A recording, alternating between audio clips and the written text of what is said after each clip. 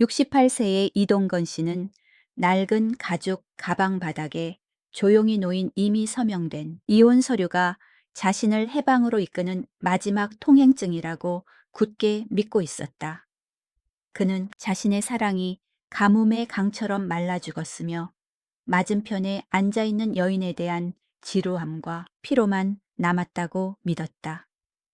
하지만 운명은 항상 사람들이 가장 예상치 못한 순간에 장난을 치는 법을 알고 있다.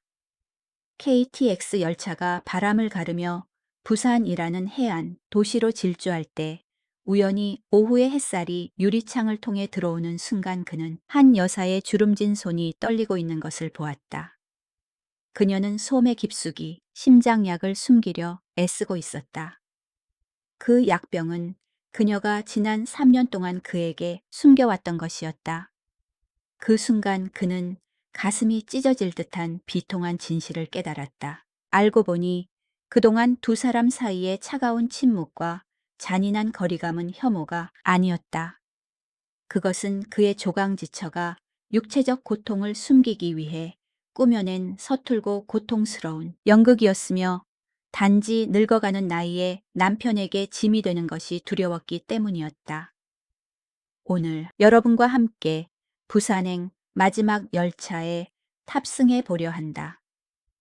인생의 저편 비탈길에서 남은 시간이 일 단위, 월 단위로만 계산될 때 마지막 기차 경적이 울리기 전에 사람들이 실수를 바로잡을 수 있을지 지켜보기 위해서다. 제1부 침묵의 거리 서울역 11월 11월 서울은 고층 빌딩 틈새로 파고드는 초겨울의 찬 바람을 맞이했다. 한국에서 가장 붐비는 교통의 심장부인 서울역에서는 수많은 인파가 쉴 새 없이 오가고 있었다.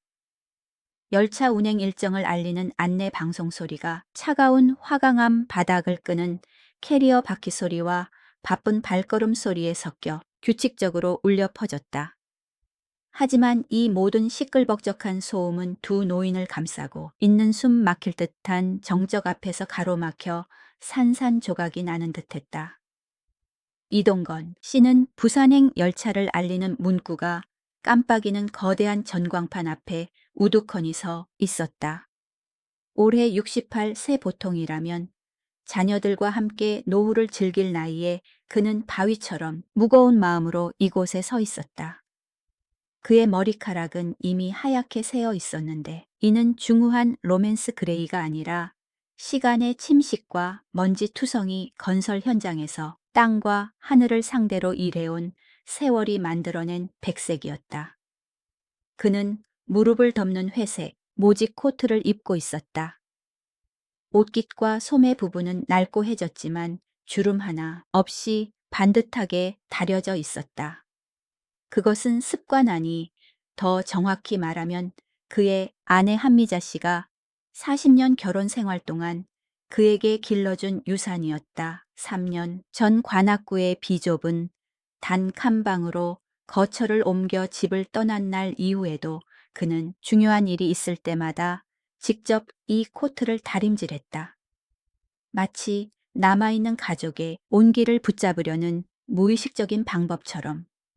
그와 정확히 3걸음 떨어진 곳 남이라고 하기엔 너무 멀지 않지만 부부라고 하기엔 충분히 가깝지 않은 그 거리에 한미자 씨가 서 있었다. 그녀는 두꺼운 갈색 울 목도리에 파묻혀 작고 왜소해 보였다. 영문에서 불어오는 바람에 그녀는 살짝 몸을 떨며 떨어지기 직전의 낙엽처럼 몸을 움츠렸다. 그녀는 그를 쳐다보지 않았다. 그녀의 시선은 검은색 천신발코에 고정되어 있었고 힘줄이 튀어나온 두 손은 곳곳이 벗겨진 인조 가죽 가방 끈을 꽉 쥐고 있었다. 3걸음, 고작 3걸음에 불과했지만 지금 그들 사이에는 오해의 거대한 바다와 이름 붙여지지 않은 상처들이 놓여 있었다. 이번 여행은 전적으로 그의 계획에 없던 일이었고 분명 그녀의 바람도 아니었다. 그것은 미국과 캐나다에 거주하는 두 자녀가 보낸 최후 통첩이자 강요된 선물이었다. 아이들은 비행기 티켓과 고급 호텔을 예약하고는 들뜬 어조로 메시지를 보냈다. 결혼 40주년 기념으로 부모님 부산에 다녀오세요. 두 분이 만났던 곳에 가서 저희가 볼 수 있게 사진도 좀 찍어주세요. 티켓은 저희가 다 준비했으니 안 가시면 저희 정말 섭섭해요. 아이들은 부모가 3년째 별거 중이라는 사실을 몰랐다. 혹은 아빠도 엄마도 항상 혼자 있는 영상 통화 화면을 통해 어렴풋이 짐작했을지도 모르지만 그들은 애써 모른 척하며 이 여행을 깨진 두 조각을 다시 묶어줄 가느다란 밧줄로 삼으려 했다. 이 씨는 손목시계를 내려다보았다. 15년 전 그가 미장 팀장으로 승진했을 때 아내가 선물해준 가죽끈이 낡은 시계였다. 초침은 마치 그를 놀리듯 느릿느릿 움직였다. 열차가 곧 출발해. 이 씨가 입을 열었다. 그의 목소리는 걸걸했고 자갈이 서로 부딪히는 소리처럼 갈라져 있었다. 그것은 수십 년간의 흡연과 두 사람 사이에 너무나 긴 침묵의 결과였다. 주어도 억양도 없는 퉁명스러운 그 말은 차가운 허공으로 던져졌다. 한 여사는 가볍게 놀라며 앙상한 어깨를 살짝 떨었다. 그녀는 고개를 들지 않은 채 조용히 고개를 끄덕이고는 말없이 몸을 돌려 중간 크기의 캐리어를 끌고 개찰구 쪽으로 향했다. 그녀의 걸음걸이는 약간 절뚝거렸고 왼쪽 다리는 바닥에 살짝 끌렸다. 그것은 남편을 도와 두 아이를 공부시키기 위해 습한 지하 식당 주방에서 수십 년을 서서 일한 탓에 얻은 관절염의 후유증이었다. 이 씨는 비틀거리는 그 뒷모습을 바라보았다. 불현듯 전류 같은 것이 등골을 타고 흘렀다. 40년 된 남편의 반사신경으로 그는 달려가 그녀의 손에서 무거운 캐리어 손잡이를 낚아채려 했다. 굳은 살이 박인 그의 거친 손이 허공으로 뻗어나갔고 그녀의 소매와는 불과 몇 센티미터 거리였다. 하지만 그 손은 멈칫했다. 허공에서 갈 곳을 잃고 멈춰섰다. 3년 전 그녀가 뱉어낸 독설이 다시 귓가에 맴돌았다. 당신 나가. 난 이제 당신 수발뜨는 거 지긋지긋해. 당신은 늙었고 쓸모 없어졌어. 난 이제 혼자서 편하게 살고 싶다고. 평생 처자식을 위해 고생해온 남자의 자존심이 갑자기 강하게 치솟아 방금 피어오른 약간의 연민을 짓눌러 버렸다. 그는 뻗었던 손을 주먹으로 꽉 쥐고는 천천히 거두어 코트 주머니 깊숙이 찔러 넣었다. 우리가 서로 신경 쓸 사이인가? 나를 쫓아낸 건 저 여잔데. 그는 목구멍에서 느껴지는 쓴맛을 삼키며 속으로 중얼거렸고 차가운 세 걸음의 거리를 유지한 채 묵묵히 그녀의 뒤를 따랐다. 그들은 남쪽으로 40년 전 사랑 이야기가 시작되었던 햇살과 바람이 가득한 부산 바다를 향해 KTX에 올랐다. 널찍한 특실은 은은한 레몬그라스 향이 감돌아 그가 평소 이용하던 일반실의 땀 냄새나 컵라면 냄새와는 확연히 달랐다. 두 사람은 윤기 나는 참나무로 만든 작은 테이블을 사이에 두고 마주 앉았다. 푹신한 쿠션 의자가 그들의 지친 몸을 완전히 감쌌다. 창밖으로 서울이 뒤로 물러나기 시작했다. 고층 빌딩들 화려한 넌 간판들 은빛으로 반짝이는 한강.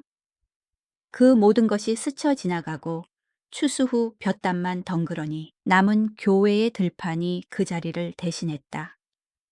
쓸쓸하고 회색빛이 감도는 겨울 풍경은 이 특별한 두 승객의 기분과 닮아 있었다. 두 사람 사이의 공기는 천장에서 에어컨이 돌아가는 소리가 들릴 정도로 팽팽하고 답답하게 응축되었다. 한 여사는 남편의 시선을 피하려는 듯 고개를 돌려 창밖을 바라보았다. 그녀는 휙휙 지나가는 고압선 철탑을 바라보았지만 그녀의 눈동자에 비친 것은 풍경이 아니라 두꺼운 유리에 흐릿하게 반사된 남편의 모습이었다. 그녀는 반사된 그 이미지를 통해 몰래 그를 관찰했다. 그는 너무 많이 늙어버렸다. 고작 3년 떨어져 살았을 뿐인데 어쩌면 이렇게 초라해졌을까? 안쪽 셔츠 깃이 약간 해진 것을 그는 모르는 걸까? 아니면 말해주는 사람이 없는 걸까? 그리고 저 손톱들, 길게 자라 깎은 부분이 울퉁불퉁하고 어떤 손가락은 거칠게 뜯겨 있었다. 예전에는 매주 토요일 밤이면 그녀가 돋보기를 쓰고 그가 따뜻한 물에 손을 불린 후 조심스럽게 손톱을 깎고 다듬어주곤 했었다. 그가 집을 나간 후로 누가 그 일을 해주는 걸까? 아니면 청년 시절의 나쁜 버릇으로 돌아가 그냥 길게 두거나 입으로 물어뜯고 혹은 면도날로 대충 잘라내는 걸까? 가슴이 옥죄어 오는 듯한 통증이 한 여사의 가슴 속에서 치밀어 올랐다. 울고 싶었지만 노인의 눈물은 안으로 삼켜져 짜고 차가웠다. 그녀는 가볍게 한숨을 쉬었다. 아주 작은 한숨이었지만 특실의 고요한 공간에서는 오래된 도자기가 금 가는 소리처럼 또렷하게 들렸다. 이 씨는 그 한숨 소리를 들었다. 그는 그녀를 힐끔 쳐다보다가 황급히 앞에 있는 그물망에서 신문을 꺼내 정치 뉴스를 읽는 척했다. 하지만 한글 활자들이 눈앞에서 춤을 출 뿐 머릿속에는 한 글자도 들어오지 않았다. 그의 마음은 가방 바닥 깊숙이 몰래 끼워둔 이혼 서류로 표류하고 있었다. 그는 이번 여행이 마침표가 될 것이라고 마음먹었었다. 부산에 도착해 자녀들에게 보낼 사진을 위해 행복한 부부 영이라는 의무를 마친 후 그녀에게 번듯한 저녁 식사를 대접하고 그 서류를 건넬 생각이었다. 그녀를 해방시켜주고 자신에게 남은 마지막 자존심을 지키는 일. 시작된 곳에서 끝내는 것. 그것도 나름 합리적이군. 그는 씁쓸하게 입꼬리를 올리며 속으로 생각했다. 갑자기 한 여사의 목소리가 무거운 공기를 깨뜨렸다. 당신 아직도 담배 피워요. 그녀는 여전히 그를 보지 않고 창밖을 향해 있었지만 떨리는 목소리는 그녀가 애써 감추려 했던 관심을 드러냈다. 이 씨는 신문을 내리며 조금 놀란 표정을 지었다. 그는 아내의 주름진 옆모습을 빤히 바라보았다. 가끔. 그가 낮고 탁한 목소리로 대답했다. 김 박사가 당신 폐가 많이 약해졌다고 만성기관지염이라고 했잖아요. 끊어요. 그녀는 지난 수년간의 잔소리, 습관처럼 빠르게 말했다.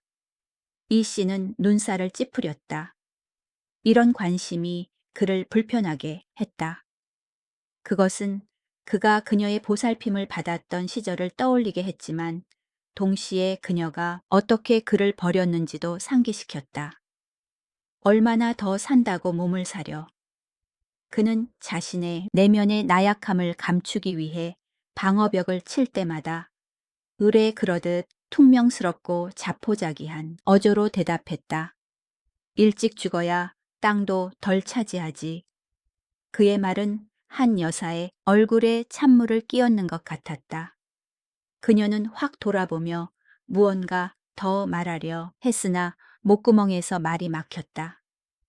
그녀는 그의 눈에서 깊은 고독과 상처를 보았다. 그리고 무엇보다 그 순간 익숙한 가슴 통증이 평소보다 더 격렬하게 덮쳐왔다. 누군가 손으로 심장을 꽉 쥐어짜는 것 같았다.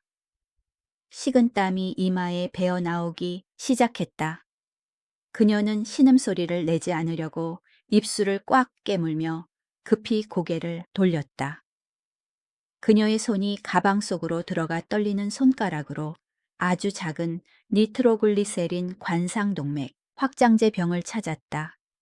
차가운 약병이 손에 잡혔지만 그녀는 꺼낼 엄두를 내지 못했다. 그가 볼까봐 두려웠다.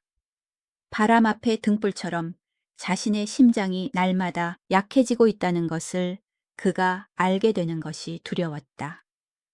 3년 전 그 운명의 날, 언제든 돌연사할 수 있는 심각한 관상동맥 협착증이라는 의사의 통보를 받았을 때 그녀는 인생에서 가장 잔인한 결정을 내렸다. 그녀는 그를 쫓아냈다. 그가 자존심이 상해 떠나도록 일부러 시비를 걸고 물건을 부수고 가난하고 무능하다며 비난했다. 그녀는 평생 처자식의 생계라는 짐을 지고 고생한 남편이 노년에 쉴 수 있는 대신 오늘 내일하는 병든 노파를 위해 똥오줌을 받아내고 몸을 닦아주는 간병인이자 하인이 되는 것을 원치 않았다. 그녀는 그가 자유로워지기를 원했다. 그를 해방시켜 주고 싶었다. 하지만 그녀가 그에게 선사한 자유가 이렇게나 차갑고 잔혹할 줄은 미처 몰랐다. 그것은 인생의 반려자를 서로 마주보고 앉아 있지만 만 리나 떨어져 있는 낯선 타인으로 만들어버렸다. KTX 열차는 시속 300km로 질주하며 두 가지 비밀과 각자의 고통, 그리고 도저히 메울 수 없을 것 같은 보이지 않는 거리를 지닌 두 노인을 싣고 달렸다. 고속열차 KTX는 은색 화살처럼 교외의 정적을 가르며 질주했고 수도 서울의 고층 빌딩들을 뒤로 한 채 한국 중부의 첩첩산중 지형으로 깊숙이 들어갔다.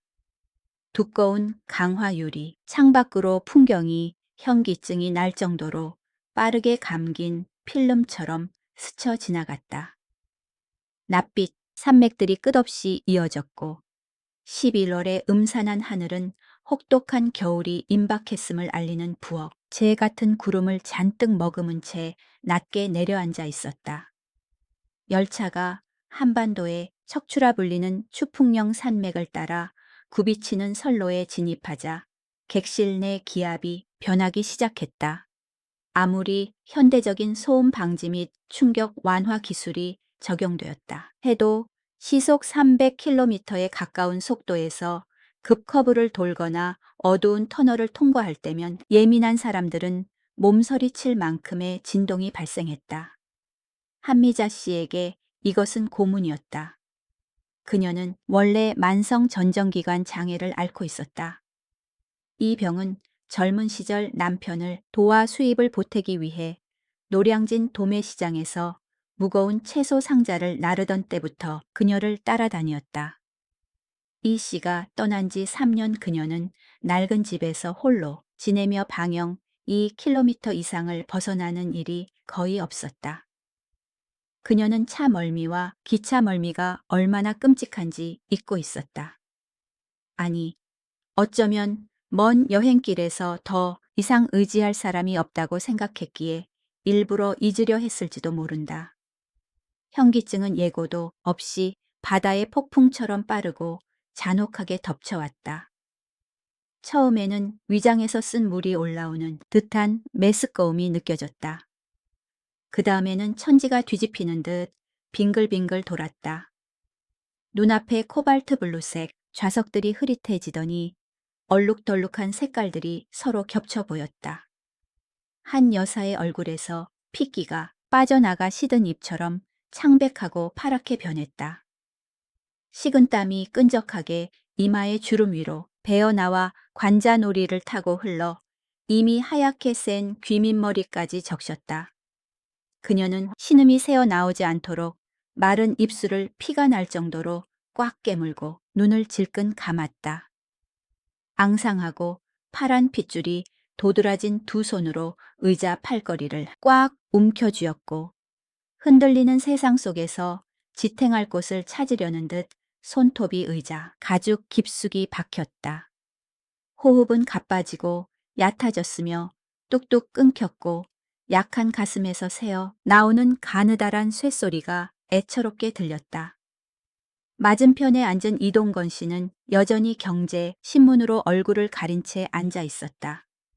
하지만 조금 전부터 그의 눈은 단 한 줄의 글자도 제대로 읽지 못하고 있었다. 40년을 아내와 함께 산 남자의 청각은 그 어떤 기계보다 예민했다. 그는 그녀의 숨소리가 변하는 것을 들었다. 힘겹게 마른 침을 삼키는 소리를 들었다. 그리고 신문 가장자리와 콧대 사이의 좁은 틈으로 그녀의 어깨가 사시나무 떨듯 떨리고 있는 것을 보았다. 그는 곁눈질로 쳐다보았다. 삶은 새우처럼 몸을 웅크리고 테이블에 머리를 박은 채 멀미와 사투를 벌이는 작은 아내의 모습에 그의 심장이 덜컥 내려앉았다. 순식간에 이 씨의 뇌리에서 격렬한 갈등이 일어났다. 이성의 절반은 너는 전 남편이야. 곧 이혼할 거야. 개입하지 마. 저 여자가 너를 쫓아냈잖아. 라고 소리쳤다. 하지만 나머지 절반 40년 동안 한 이불 덮고 한 상에서 밥 먹으며 다져진 본능은 잠에서 깨어난 짐승처럼 강력하게 솟구쳤다. 그것은 무조건 반사였다. 불을 보면 손을 움츠리듯 아내가 아픈 것을 보면 구해야 했다. 이 씨는 신문을 의자 옆으로 내던졌다. 구겨진 신문이 차가운 열차 바닥에 떨어졌지만 그는 신경 쓰지 않았다. 그는 두 사람을 가로막고 있는 나무 테이블 위로 몸을 기울여 거친 손을 뻗어 그녀의 어깨에 가볍게 손을 댔다. 여보, 당신 왜 그래? 멀미해. 그의 목소리에는 며칠간의 퉁명스럽고 무심하며 냉담했던 태도가 사라져 있었다. 당황과 걱정, 그리고 오랫동안 보호자의 역할을 하지 못한 남자의 서툰 당혹감이 섞여 목소리가 갈라졌다. 한 여사는 대답할 힘조차 없었다. 그저 주에 깊게 보지 않으면 알아차릴 수 없을 정도로 약하게 고개를 끄덕였을 뿐이다. 그녀의 손이 팔걸이에서 떨어져 가쁜 숨을 몰아쉬는 가슴을 꽉 움켜쥐었다.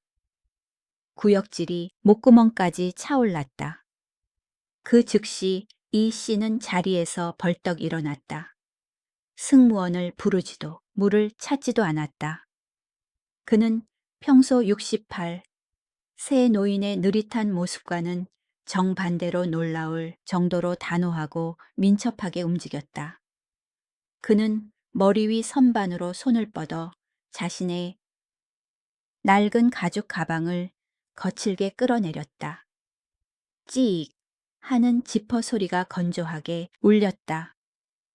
그는 좌석 위에서 바로 가방을 열고 자신이 요술 주머니라고 부르는 옆면의 작은 그물망을 뒤졌다. 그리고 그가 꺼낸 물건들은 보는 이들을 침묵하게 만들었다. 할머니들이나 쓰는 싸구려 전통 오일인 작은 녹색 물파스병, 너무 자주 여다다 뚜껑이 닳고 다른 것. 고무줄로 단단히 묶어둔 먹다 남은 생강 캔디 봉지. 갓난아기나 피부가 예민한 사람을 위해 쓰는 가장 부드러운 상아색 거즈 손수건이 반듯하게 접혀 있었다.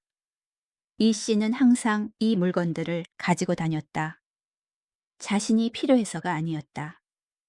그는 황소처럼 건강해서 하루 종일 기차나 차를 타도 아무렇지 않았다. 하지만 젊은 시절부터 뼈에 사무친 습관 때문에 가지고 다녔다. 그 시절 낡은 오토바이 뒷자리에 그녀를 태우고 전주 처가에 갈 때나 나중에 시외버스를 탈 때마다 그녀는 죽다 살아날 정도로 심한 멀미를 했다. 그녀의 멀미를 다스릴 줄 아는 사람은 그가 유일했다. 그는 항상 이 구급상자를 준비해 코트 주머니나 배낭 가장 바깥쪽 칸에 조심스럽게 넣어두곤 했다. 별거를 하고 지난 3년 동안 관악구에서 혼자 살면서도 단기 출장이나 제사 때문에 고향에 내려가는 등 멀리 갈 일이 생기면 그의 손은 무의식적으로 이 물건들을 집어 가방에 넣었다. 마치 그의 무의식 속에는 그녀가 항상 그곳에 있고 여전히 그가 필요하며 자신이 언제나 아내를 보호해야 할 책임감이 있는 남편인 것처럼. 이 씨는 가방을 닫고 옆으로 밀어 놓았다. 그는 원래 자리로 돌아가지 않았다. 그는 건너와 한 여사 바로 옆 빈 좌석에 털썩 주저앉았다. 기차역에서의 세 걸음 거리나 방금 전에 나무 테이블 거리는 이제 완전히 지워졌다. 고개 들어봐. 깊게 숨 쉬고 내 말 들어. 그가 명령했다. 여전히 가부장적이고 투박한 말투였지만 어쩐지 이상하게도 부드럽고 믿음직스럽게 들렸다. 그는 오일 병뚜껑을 열었다. 톡 쏘는 박하향이 순식간에 좁은 객실 안으로 퍼지며 건조한 에어컨 냄새를 덮었다. 그것은 기억의 냄새였다. 그녀가 두통으로 잠 못 이룰 때 그가 밤새 주물러 주던 냄새 가난했던 시절 먼 여행의 냄새였다. 그는 자신의 거칠고 굳은 살 박인 손바닥에 오일을 조금 부었다. 손바닥이 뜨거워질 때까지 세게 아주 빠르게 비볐다. 그리고 그는 부드럽게 아주 부드럽게 오일 냄새가 진동하는 뜨거운 두 손바닥을 그녀의 양 관자놀이에 갖다 댔다. 그는 가볍게 지압하기 시작했다. 벽돌담을 쌓기 위해 망치와 흙손을 쥐던 그 투박하고 넓은 손가락들이 지금은 장인의 손길처럼 유연하고 능숙하게 움직였다. 그는 시계 방향으로 원을 그리며 너무 세서 아프지 않게 너무 약해서 효과가 없지 않게 적당한 힘을 주었다. 한 여사는 개슴츠레 눈을 뜨고 아주 가까운 거리에서 남편의 얼굴을 보았다. 덜 깎인 턱 밑에 까칠한 수염이 보일 정도로 가까웠다. 햇볕에 그을린 광대뼈 위에 검버섯들이 보일 정도로 가까웠다. 그리고 눈과 주름이 깊게 패인 그 눈동자 속에서 그녀는 고도의 집중력과 가식 없는 진실한 걱정을 보았다.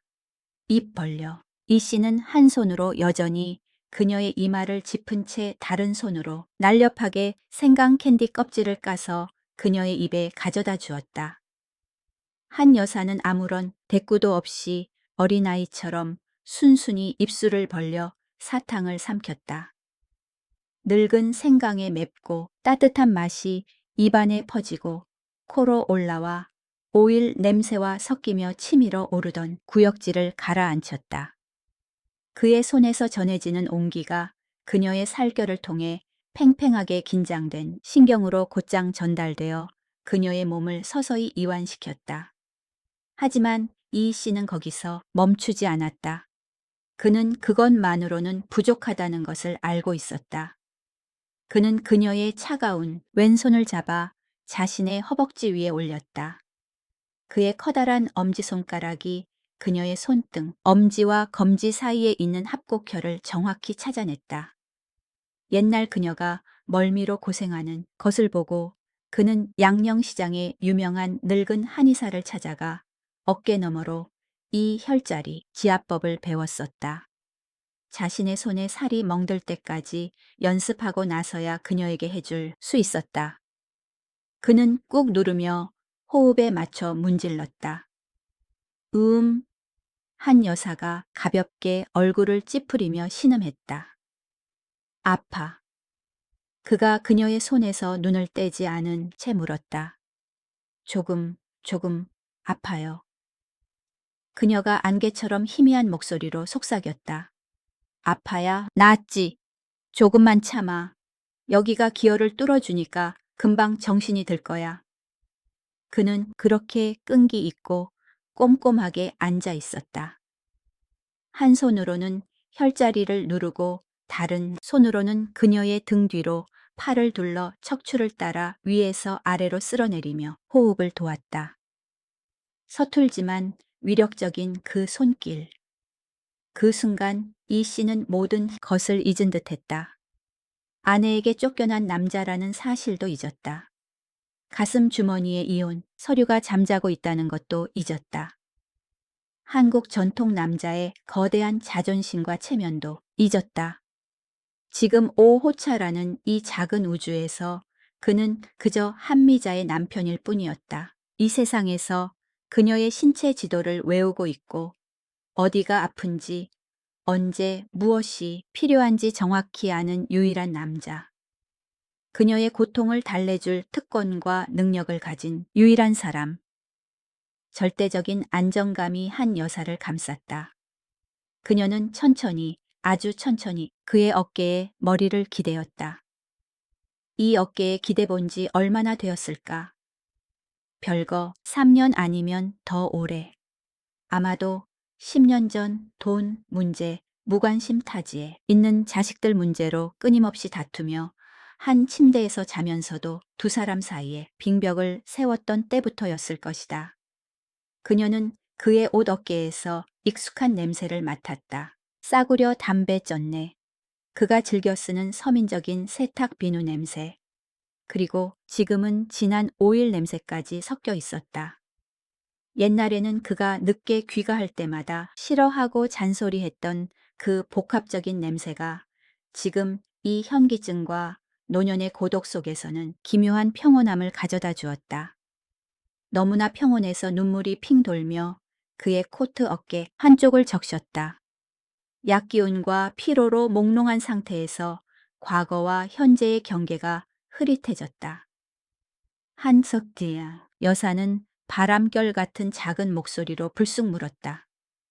당신 아직도 오일 가지고 다녀요 난. 당신이 나랑 관련된 건 다 버린 줄 알았는데.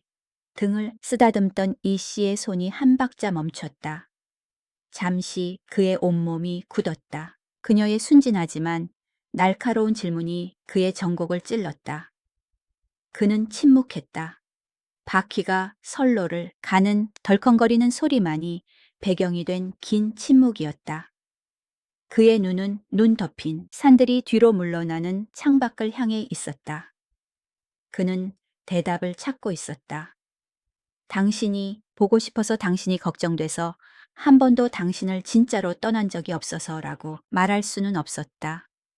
그의 자존심이 그런 감상적인 말을 허락하지 않았다. 버리는 걸 깜빡했어. 그는 거짓말을 했다. 그가 생각할 수 있는 가장 서툴고 투박한 거짓말이었다. 목소리는 태연한 척했지만 목이 메어 있었다. 그리고 당신 그 멀미하는 버릇, 사람 괴롭히는 게 습관이잖아.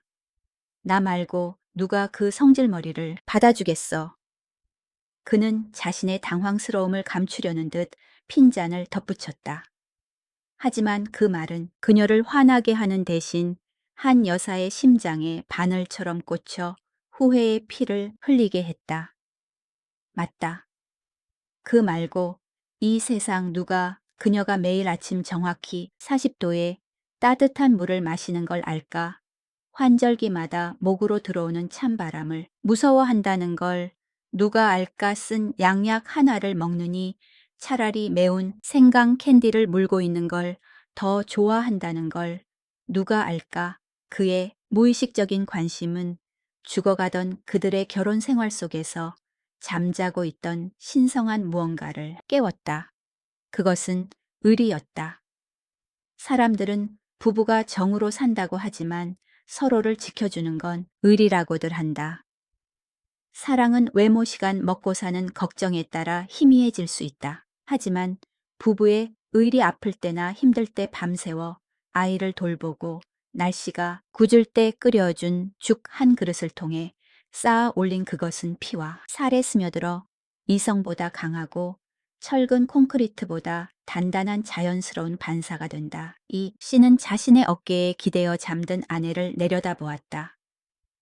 그녀의 숨소리가 다시 고르게 돌아왔다. 그는 그녀의 머리 정수리에 머리카락이 듬성듬성해 하얀 두피가 드러난 것을 보았다. 그녀는 너무 많이 늙었다. 시간과 병마의 파괴력이 화장기 없는 얼굴에 적나라하게 드러났다. 애잔함이 밀려와 그의 목을 조였다. 그는 조심스럽게 아주 살며시 그녀의 목도리를 조금 더 위로 끌어올려 앙상한 목을 감싸 에어컨 바람이 들지 않게 했다. 그 동작은 깨지기 쉬운 도자기를 다루듯 부드러웠다. 그의 손이 무심코 자신의 가슴 주머니에 닿았다. 그곳에서 옷감을 통해 4번 접힌 종이의 딱딱함이 느껴졌다. 이혼 서류. 그것은 마치 뜨겁게 달아오른 듯 그의 가슴을 태우고 쓰라리게 했다. 그것은 그의 잔인함과 어리석음을 고발하는 증거물처럼 거기 놓여 있었다.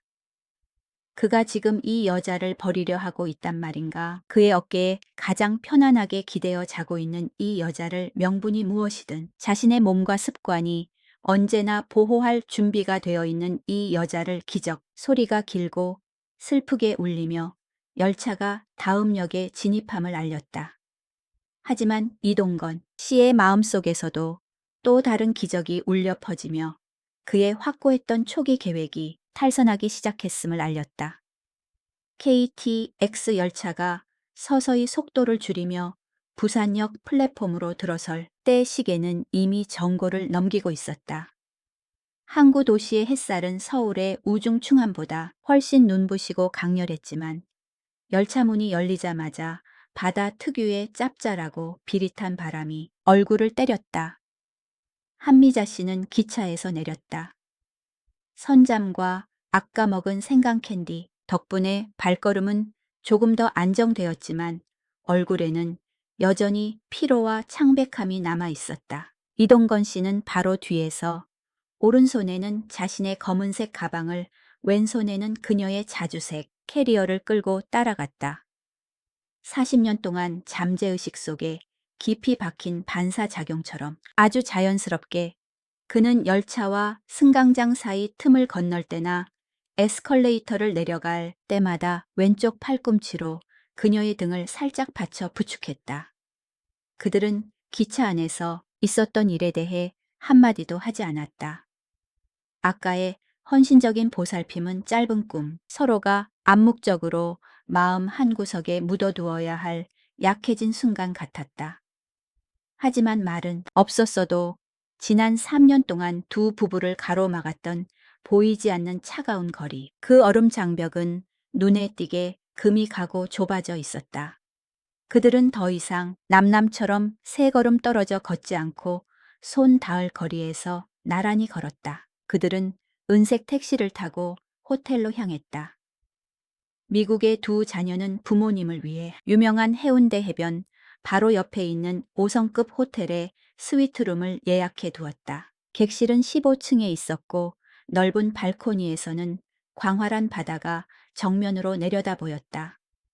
방에 들어서자 벨벳으로 감싼 가구, 반짝이는 크리스털 샹들리에 하얀 시트가 깔린 킹사이즈 침대의 압도적인 화려함에 두 노인은 잠시 멈칫했다.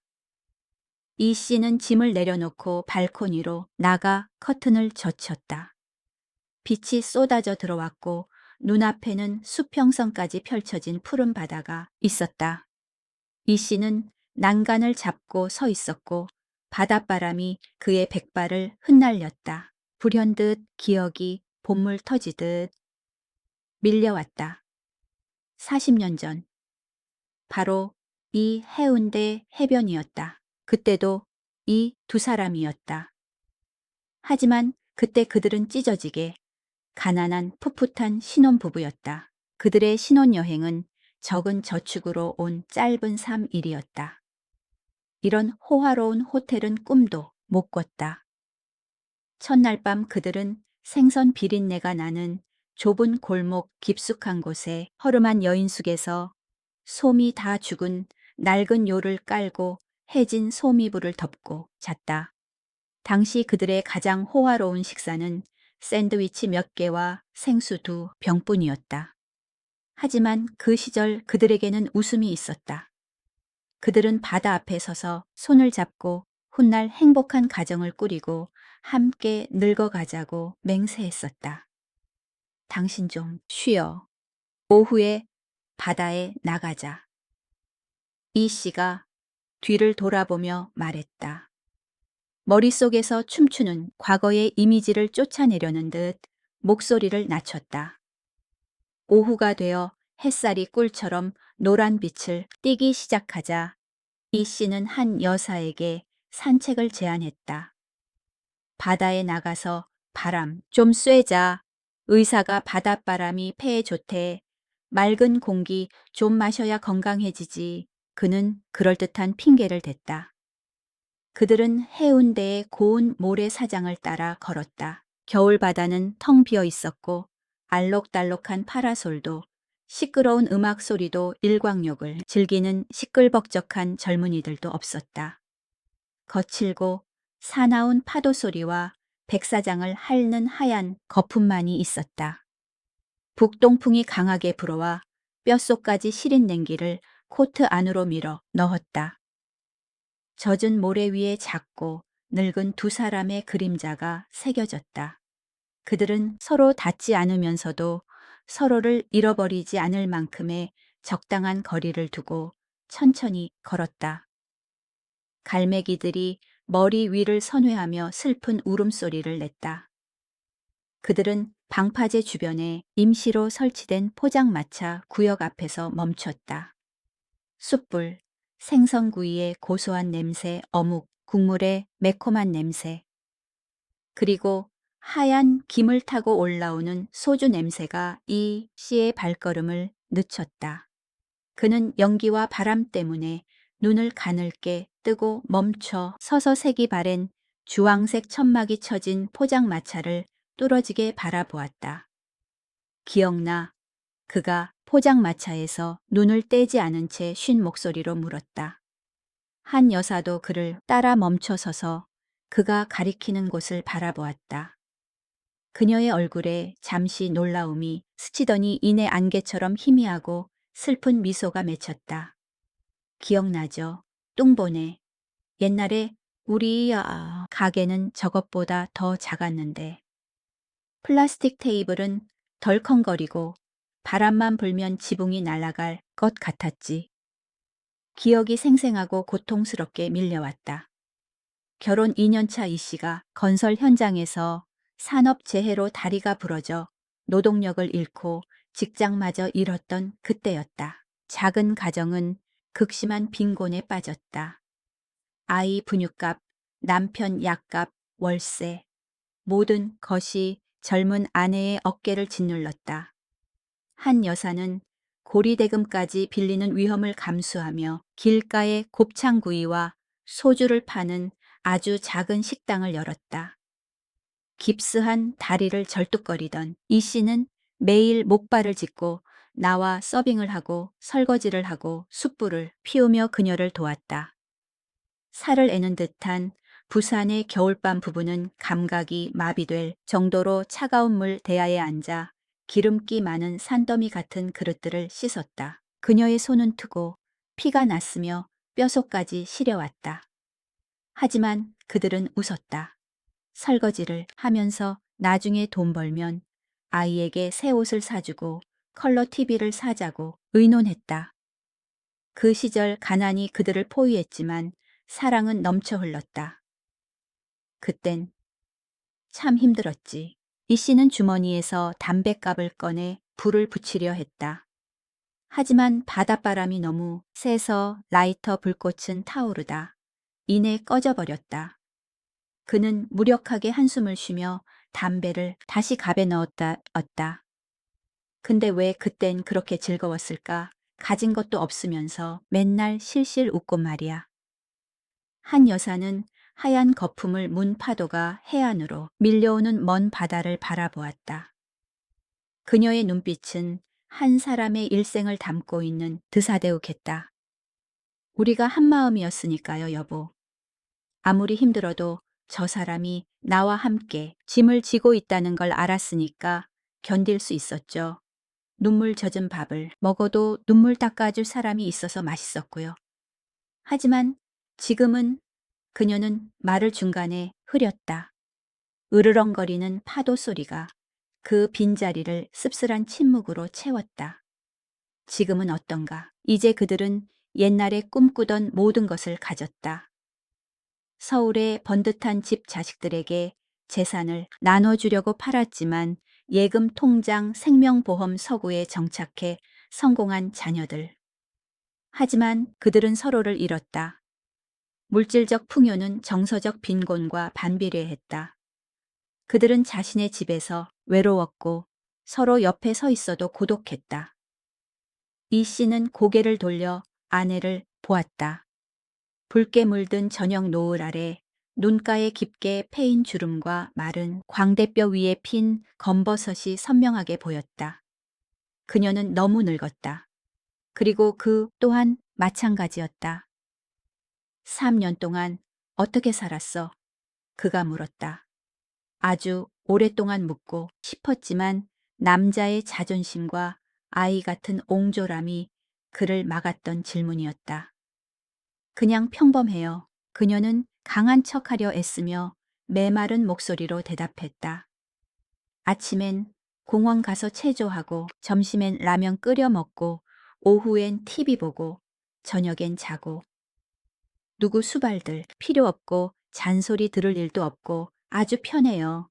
자유만세죠. 그래, 편하겠네. 그는 비틀린 미소를 지으며 씁쓸하게 웃었다. 난 지겨워. 식당 밥도 맨날 먹으니 질리고 죄다 기름지고 조미료 맛이야. 집에 가면 사방벽이 냉골이고 단추 떨어진 옷도 꿰맬 줄 몰라서 옷핀으로 대충 꽂고 다녀. 그는 무의식적으로 자신의 양복 가슴 부분에 손을 댔다. 밑에서 두 번째 단추가 떨어져 작고 녹슨 옷핀으로 옷자락을 고정해둔 상태였다. 아내의 세심한 손길을 받던 남자치고는 비참하고 구차한 모습이었다. 한 여사는 그의 손을 따라 시선을 옮겼다. 그녀의 눈길이 팽팽한 옷자락을 힘겹게 붙잡고 있는 작은 옷핀에 머물렀다. 심장이 욱신거렸다. 저렇게 서툴 수가 있나? 아니면 일부러 나 보라고 저러는 건가? 평생 돈 버는 것만 알고 집안일에는 손도 안 대던 남자가 혼자 사는 꼴이 참 처량했다. 이리 와봐요. 세상에 여행 오면서 양복에 옷핀 꽂고 다니는 사람이 어디 있어요. 남들이 비웃겠네. 아내로서의 습관대로 한 여사가 다가와 옷핀을 빼고 옷매무새를 고쳐주려 손을 뻗었다. 그 행동은 완전히 본능이었고 결코 사라지지 않은 고질적인 관심이었다. 하지만 그녀의 손이 그의 왼쪽 안주머니 바로 위 가슴에 닿는 순간 그녀는 멈칫했다. 그녀의 손이 굳어버렸다. 얇은 모직 재킷 너머로 무언가 불룩한 것이 느껴졌다. 딱딱하고 네모나고 모서리가 날카로웠다. 지갑은 아니었다. 지갑은 뒷주머니에 있었다. 핸드폰도 아니었다. 핸드폰은 그의 손에 들려 있었다. 그것은 큰 봉투에 담겨 4번 접힌 서류 뭉치의 익숙한 감촉이었다. 차가운 행정적 법적 문서의 형태. 한 여사는 감전된 듯 손을 움츠렸다. 그녀의 눈이 커지며 그의 가슴을 뚫어지게 쳐다보다가 이내 올려다보며 그의 눈을 마주했다. 여자의 직감이 그것이 무엇인지 정확히 말해주고 있었다. 당신. 그녀의 목소리가 바닷바람 속에서 떨리며 길을 잃었다. 당신, 서류 가져왔어요. 질문이 허공으로 떨어지며 두 사람의 가슴을 바위처럼 짓눌렀다. 이 씨는 멍하니 서 있었다. 그는 당황하여 얼굴이 붉어졌다가 이내 창백해졌다. 반사적으로 가슴 주머니를 가리는 그의 행동이 적나라한 진실을 더욱 고발했다. 그는 그녀가 이렇게 빨리 그리고 이런 얄궂은 상황에서 알아챌 줄은 몰랐다. 나는 그는 추운 날씨에도 땀을 흘리며 말을 더듬었다. 나는 그냥 한 여사는 한 걸음 뒤로 물러섰다. 아까의 슬픈 미소는 순식간에 사라지고 그 자리에는 엄청난 실망과 배신감이 들어찼다. 여기까지 가져와서 깔끔하게 끝내시겠다. 그녀가 웃었다. 도자기 파편이 살을 베는 듯한 날카롭고 비통한 웃음이었다. 눈물이 뺨을 타고 흘러내려 해운대 바닷물처럼 짰다. 좋아요. 이동건 씨 당신 참 용의주도 하네. 장소 하나는 기가 막히게 골랐어. 사랑이 시작된 곳에서 끝을 맺는다니. 참 로맨틱하죠, 결혼. 40주년의 아내를 옛 추억의 장소로 데려와서 옛날 이야기 좀 하다가 이혼 서류를 내민다. 각본 참 좋네. 아니야, 오해야, 내 말 좀 들어봐. 이 씨가 황급히 다가가 손을 뻗어 해명하려 했지만 말이 목구멍에 걸려 나오지 않았다. 사실 그런 의도로 가져온 게 맞는데 어떻게 해명한단 말인가? 말할 필요 없어요. 알겠으니까. 해방되고 싶은 거죠. 완전히 자유롭고 싶은 거죠. 한 여사는 눈물을 닦았다. 얼굴은 굳어졌지만 눈빛은 상처로 산산조각이 나 있었다. 그녀는 앙상한 손을 그에게 내밀며 무서울 정도로 차가운 목소리로 말했다. 이리 줘요. 내놔요. 사인해 줄 테니. 사인하고 난 당장 기차 타고 서울 갈 거예요. 더 이상 행복한 가족 연극은 안 해. 지쳤어. 당신이 그렇게 나를 버리고 싶다니 소원 들어드릴게. 바닷바람이 더욱 거세게 울부짖으며 모래먼지를 일으켰다. 이 씨는 제자리에 못 박힌 듯 서서 자신 앞에 펼쳐진 손을 바라보았다. 저 손이 그를 위해 수만 번의 따뜻한 밥을 지었다. 저 손이 시멘트 먼지와 땀에 젖은 수천 벌의 옷을 겨울 냉수로 빨았다. 불과 몇 시간 전 그가 멀미를 고쳐주려 주무르며 소중히 여겼던 바로 그 손이다. 그리고 지금 그 손이 떨면서 그에게 끝을 요구하고 있다. 그 순간 이 씨의 가슴, 주머니 속 이혼 서류는 천근만 근 무거워졌다. 그것은 더 이상 그가 상상했던 자유로 가는 통행증이 아니었다. 그것은 이 관계에 대한 사형 선고로 본색을 드러냈다. 이 씨는 남자의 허울 좋은 자존심보다 자유보다 더 중요한 것을 깨달았다. 그것은 극도의 두려움이었다. 이 여자를 영원히 잃는다는 두려움. 법적인 서류상의 상실이 아니라 그의 인생에서 그녀의 존재가 사라지는 것. 이 세상에서 그의 숨소리 하나까지 이해하는 유일한 사람 폭풍우를 함께 지나온 유일한 사람을 잃는다는 것. 그는 그녀를 바라보았다. 원망 가득한 눈물 고인 눈으로 자신을 보는 그녀를 보며 그는 알았다. 오늘 그 서류를 꺼내면 모든 것을 잃게 될 것임을. 과거도 현재도 그리고 얼마 남지 않은 노년의 시간까지도. 이 씨는 천천히 손을 내렸다. 서류를 꺼내지도 않았지만 다음에 무엇을 해야 할지도 몰랐다. 해운대 파도는 여전히 요란했지만 두 노인의 마음속에서는 더 큰 폭풍이 일기 시작해 방금 다시 피어오른 희미한 정을 집어삼키려 위협하고 있었다. 늦은 오후에 해운대 해변은 붉게 타오르지만 구슬픈 황혼빛에 잠겨 있었다. 11월의 바닷바람이 육지로 몰아치며 짠내와 살을 내는 추위를 두 노인의 코트 속으로 밀어넣었다. 이동건 씨는 아내 한미숙 씨와 마주 서 있었다. 그들 사이의 거리는 불과 몇 걸음이었지만 40년의 침묵과 인내로 쌓아 올린 대양만큼이나 멀게 느껴졌다. 이 씨의 거칠고 검버섯 핀 손이 안주머니 깊숙이 들어갔다.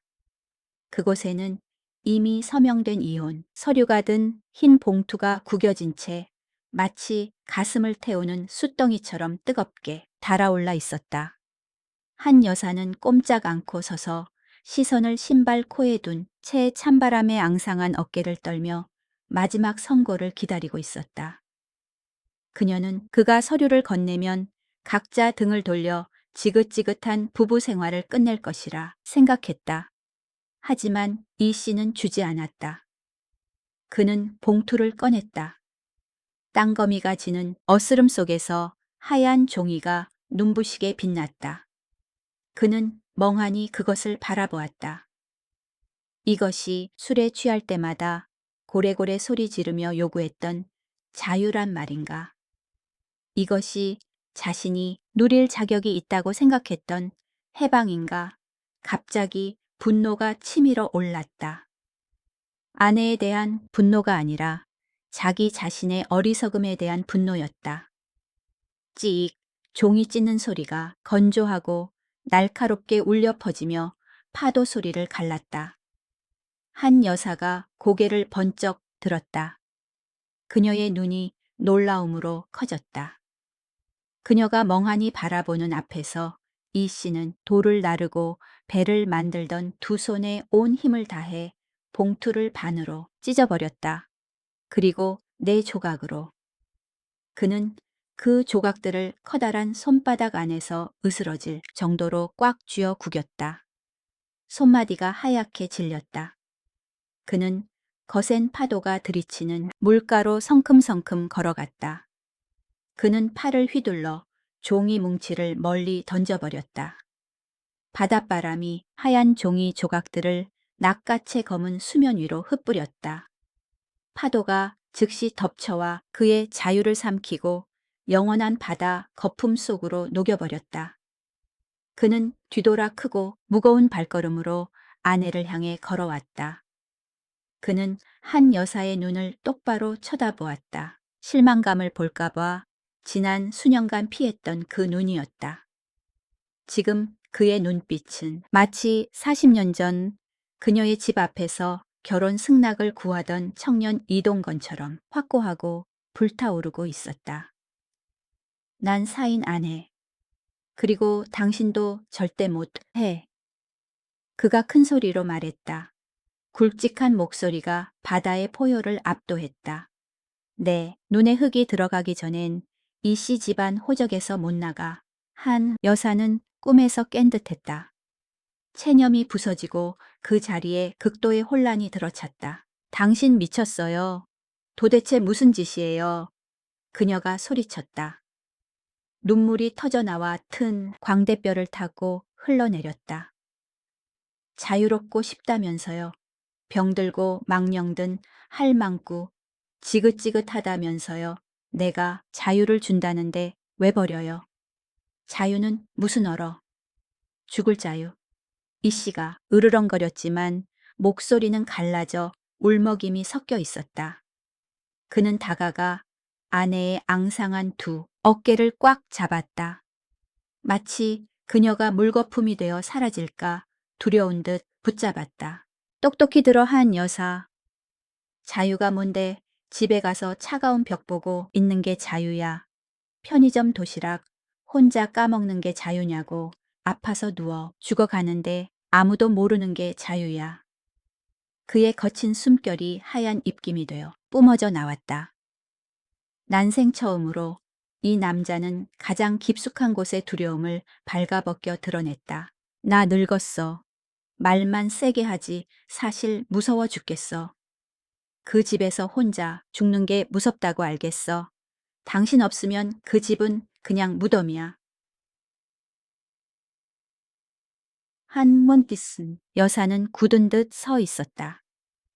남편이 이렇게 약한 모습을 보이는 건 처음이었다. 평생 강철처럼 단단했던 사람 공사장에서 철근이 떨어져 다리가 부러졌을 때도 신음 한 번 안 했던 사람이 지금 그녀 앞에서 눈시울을 붉히며 떨고 있었다. 이 씨는 깊은 숨을 들이쉬며 울음을 삼켰다. 목소리가 가라앉아 낮고 고통스럽게 울렸다. 당신 심장병 숨겼지.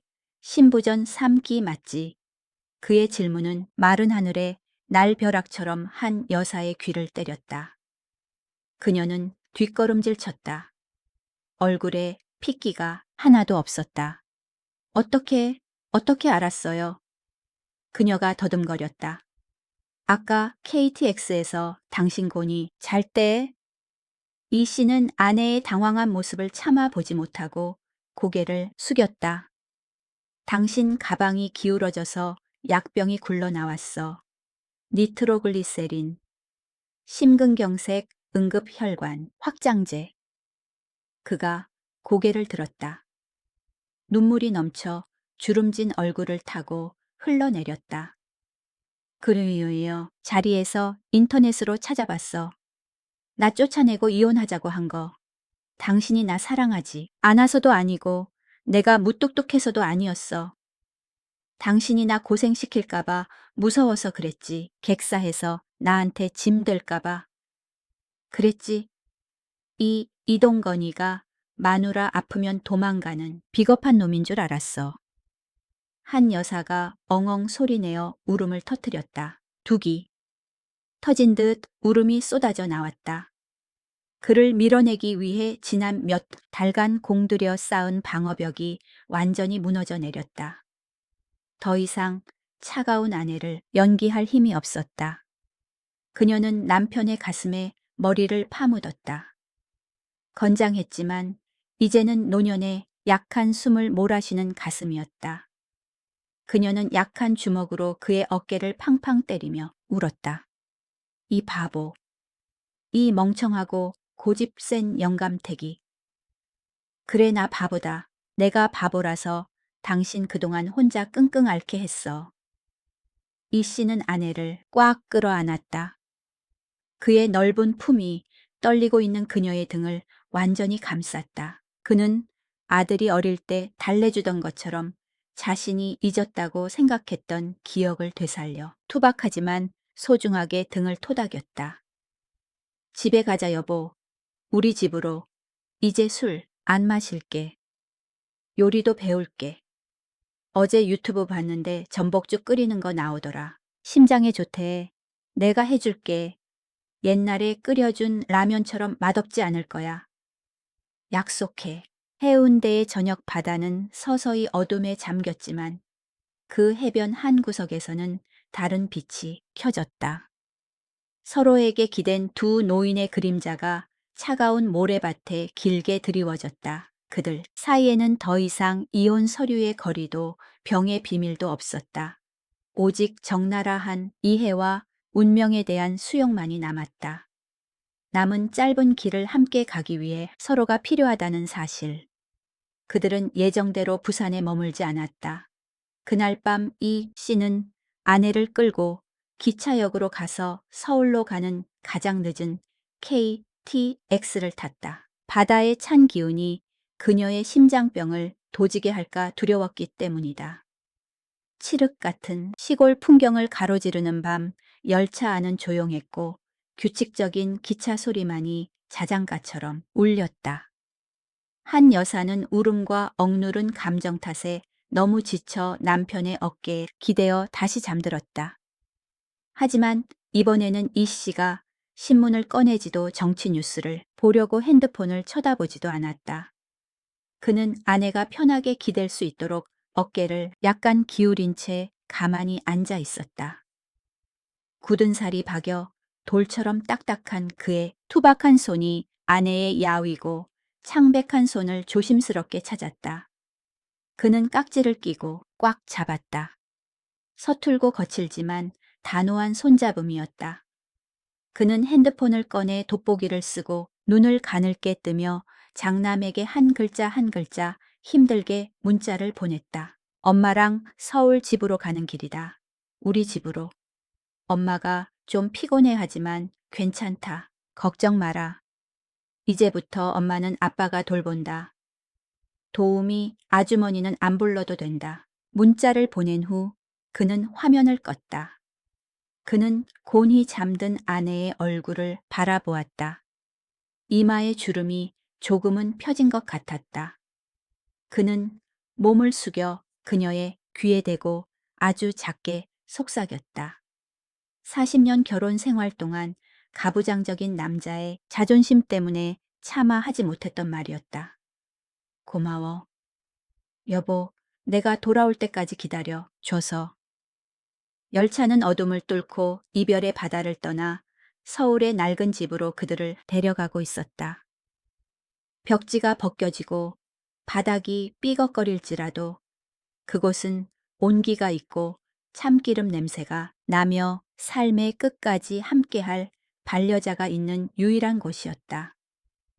여러분, 부산에서 서울로 가는 열차는 끝났지만 속죄와 사랑의 새로운 여정은 이제 막 이 씨와 한 여사에게 시작되었습니다. 그들의 이야기는 단순한 결혼 생활의 단면이 아니라 짝이 있는 우리 모두에게 보내는 간곡한 당부입니다. 결혼 생활에서 때로는 습관과 존재가 수천 마디의 상투적인 사랑 고백보다 더 강력할 때가 있습니다. 젊음이 지나가고 미모가 시들고 건강이 쇠약해질 때 사랑은 더 이상 심장의 격렬한 떨림이 아닙니다. 이때의 사랑은 정과 의리입니다. 상대방이 아플 때 함께 아파하고 세상에 그 사람이 없을 때를 생각하면 극도의 두려움을 느끼는 것입니다. 이 씨는 다행히 그 심장약병을 제때 보았습니다.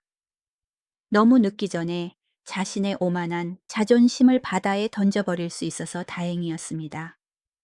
하지만 저 밖에는 그런 행운을 갖지 못한 사람들이 얼마나 많을까요? 너무 큰 자존심이 부부의 의리를 가리지 않도록 하십시오. 반려자의 등이 영원히 돌아서는 것을 보거나 차가운 영정사진 앞에 서게 될 때까지 기다리지 말고 소중함을 배우십시오. 지금 토라져 있거나 냉전 중이거나 손을 놓으려 한다면 옆에 있는 사람을 다시 한번 바라보십시오. 아직 손을 잡을 수 있다면 꽉 잡으십시오. 인생은 너무나 짧고 어떤 열차든 결국 마지막 역에 멈춰야 하기 때문입니다. 당신의 집을 떠나는 곳이 아니라 돌아가는 곳으로 만드십시오. 황혼의 사랑 채널에서 이 감동적인 이야기를 끝까지 들어주셔서 감사합니다. 이 이야기가 의미 있었다면 조용한 사랑의 메시지처럼 배우자에게 공유해 주세요. 안녕히 계십시오. 다음 이야기에서 뵙겠습니다.